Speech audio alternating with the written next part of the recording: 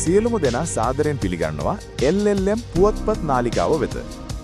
මුලින්ම මතක් කරන්න ඕනේ ඔයා අපේ නාලිකාවට අලුත් කෙනෙක් නම් දැන්ම subscribe කරලා bell icon එක on කරලා තියාගන්න කියලා. ඒ වගේම වීඩියෝ එකට like එකක්, comment එකක් දාන්නත් අමතක කරන්න එපා. දැන් අද දින විශේෂ පුවත් බලමු. එළවලු මිල ඉහළ යාම. දිට්වා සුලිකුණාටුවෙන් පසු පහතරට එළවලු මිල වේගයෙන් ඉහළ ගොස් ඇති බව වෙළඳුන් පවසති. බණ්ඩක්කා පතෝල මෑකරල් කිලෝව රුපියල් 400න් 500 අතරද බටු කිලෝව රුපියල් 650ක් දක්වාද අලිවි වෙයි. උඩරට එළවලු සඳහා නුවර එළිය ආර්ථික මධ්‍යස්ථානයෙන් සැපයුම ප්‍රමාණවත් බැවින් ඒවායේ මිල ඉහළ නොයන බව නිලධාරීහු කියති. බාලවයස්කාර දැරියකට අතවගයක්.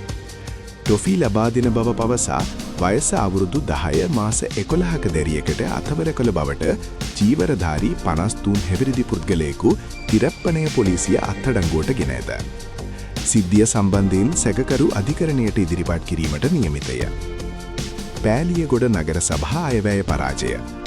ජාතික ජනබලවේගය පාලනය කරන පෑලියගොඩ නගර සභාවේ 2026 අයවැය එක් ඡන්දයකින් පරාජයට පත්විය. අයවැයට පක්ෂව ඡන්ද 8ක්ද විපක්ෂව ඡන්ද 9ක්ද ලැබිණි. එසේම රත්නපුර මහනගර සභාවේ අයවැයද දෙවන වරටත් පරාජය විය. රාජකාරියේදී මියගිය පොලිස් සැරයන්. වැලිපැන්න පොලිසියේ සේවය කළ පොලිස් සැරයන් ජී උපුල් සමන්ත මහතා රාජකාරියේදී යතුරු පැදියක ගැටීමෙන් බරපතල ලෙස තුවාල ලබා මිය ගොස් ඇත. යහපත් නිලධාරියෙකු ලෙස ඔහු පිළිබඳ සහකරුන් හා පවුලේ අය ශෝකය පල් කළාහ. කොටහේන පිහියන ඝාතනයක්. කොටහේන ප්‍රදේශයේ වෙළඳ සලක් අසලදී 53 හැවිරිදි පුද්ගලයෙකු පිහියකින් ඇන ඝාතනය කර ඇති අතර සැකකරු පලා ගොස් ඇත. පුද්ගලික ආරවුලක් හේතුවෙන් මේම ඝාතනය සිදු ඇති බව පොලිසිය කියයි. VMS දත්ත ජාවාරම්කරුවන්ට ලැබීම ගැන CID පරීක්ෂණ.